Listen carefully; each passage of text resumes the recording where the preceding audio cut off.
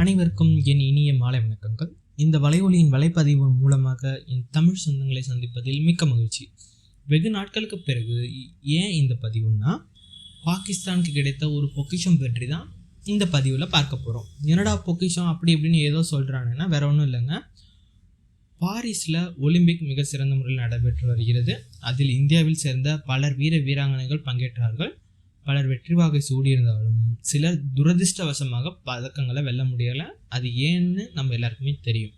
நம்ம ரொம்ப நம்பி இருந்த இந்தியாவின் நீரஜ் சோப்ராவால் வெள்ளி பதக்கம் மட்டுமே வெல்ல முடிந்தது.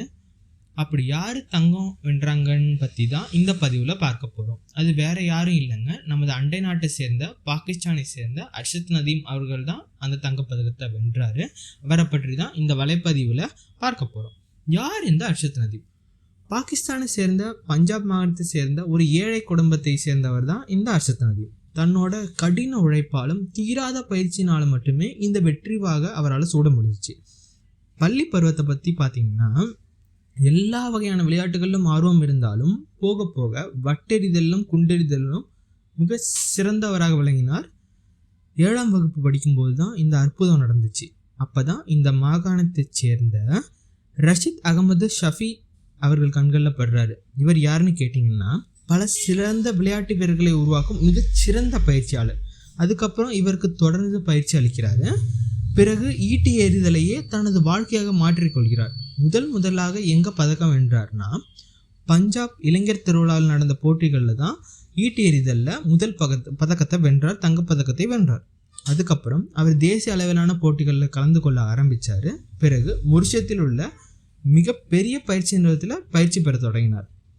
2016 இவர் உலக தடகள போட்டிகள் கலந்து கொள்ள தொடங்கினார். பதக்க பட்டியலை பார்த்தீங்கன்னா, ஆசிய ஜூனியர் தடகள போட்டிகளில் ஈட்டி எறிதலில் வெண்கல பதக்கம் வென்று தன் பதக்க வேட்டையை தொடங்கினார்.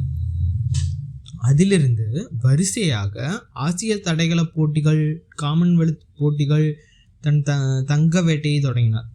கடந்த 2023 நடந்த உலக தடகள போட்டிகளில் வெள்ளிப்பதக்கம் வென்றாரு. தங்கம் ஜெயிச்சது யாருன்னா, நம்மளோட தங்க மகன் நீரஜ் சோப்ரா.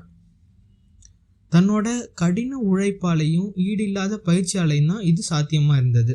தனது தாய்நாட்டோட தொகுத்து வழங்குதல் இல்லாமல் ஒரு புது ஈட்டியை கூட வாங்கக்கூட இயலாமல் இருந்தும் அவர் நேற்று நடந்த பாரிஸ் ஒலிம்பிக்கில் 92.97 மீட்டர் என்ற புதிய ஒலிம்பிக் சாதனையோடு தங்கப்பதக்கத்தை வென்றார். கடின உழைப்பாலும் பயிற்சியாலும் நம்மளால் எதை வேணாலும் சாதிக்க முடியுங்கிறத இவர் மூலமாக தெரிஞ்சுக்கலாம்.